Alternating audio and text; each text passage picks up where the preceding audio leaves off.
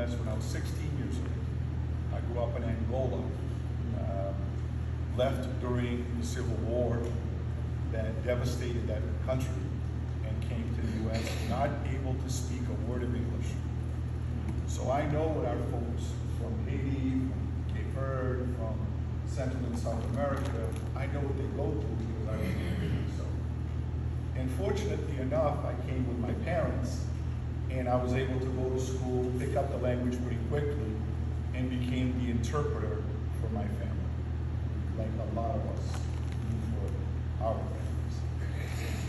But I've been involved in this, when I came to the country, I went straight to the high school, graduated high school, went on to college, then I joined the United States Navy, which I did for 6 years, because I felt I needed to give something back. I was fortunate enough to have that help from my parents, so I figured I could do something else. And I joined the Navy not looking for any special benefits. You know, there's a lot of people that join the military looking for special college and all that. I was already in college, so I didn't do it for that reason. I did it because I wanted to give something back to this great country of ours. And I say great country of ours because I take ownership of America just like everybody else does. You know, and I often say that the difference between some folks that are born here and the rest of us that became American citizens, there is no difference, because we actually chose to become United States citizens. You know, with all due respect to some of the folks that were born here, they had no choice. We did. We chose to become Americans, and that's why when we carry ourselves as Americans, I think it means a lot more than some of the folks that you see here that couldn't care less about being an American. So I joined, I began working in the community because I wanted to give back. We have a large Cape Verdean organization here in the city, and along with my Haitian communities, partnerships, we provide services to this community. We provide, we were just looking a couple days ago, just in the last couple months or so, just of the new arrival of the Haitians that we have in our community, because through our association, we actually take care of the Haitian community itself with English classes and some other things that we do.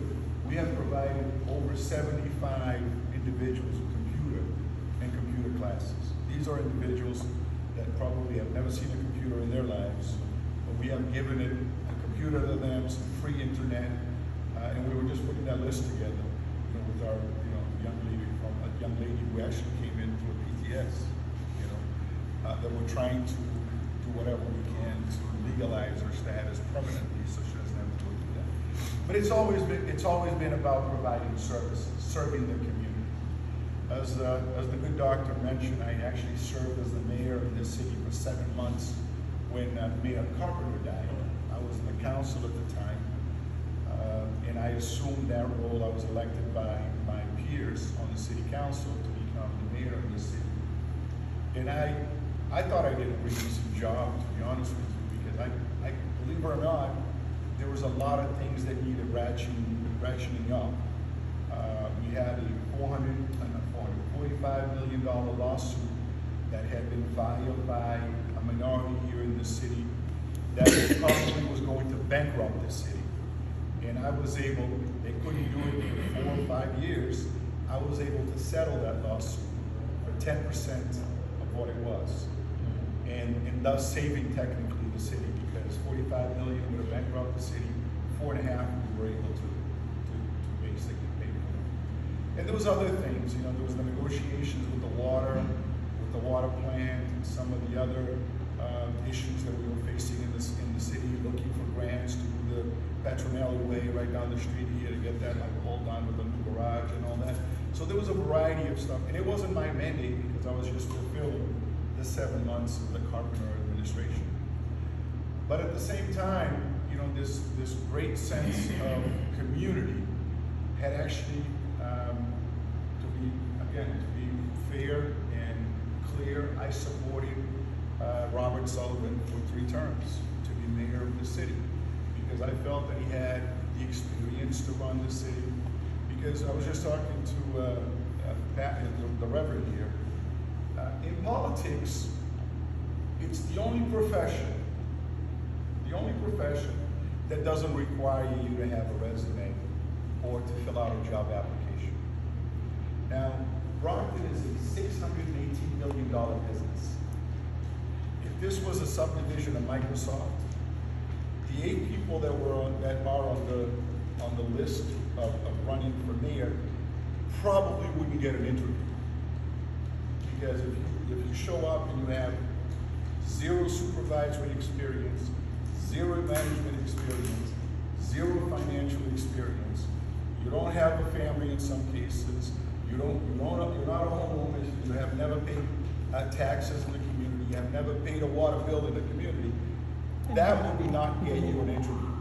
But because it's politics, anybody can run and anybody can be elected.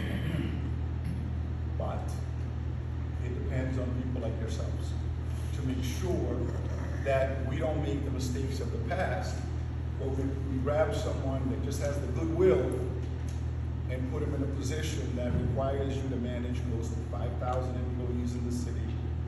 We have a police department that has close to 200 members, fire department with 200 members, a school system with over 2,000 people, in a city that has gazillions of problems.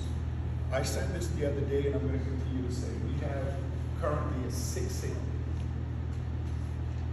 Nothing against the health department, but we have a 6 city.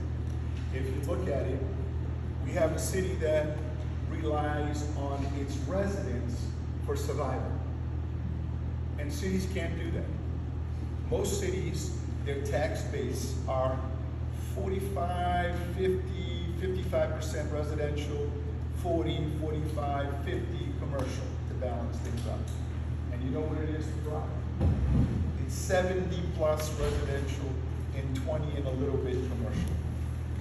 Which means that you folks are paying the bulk of the expenses of this city.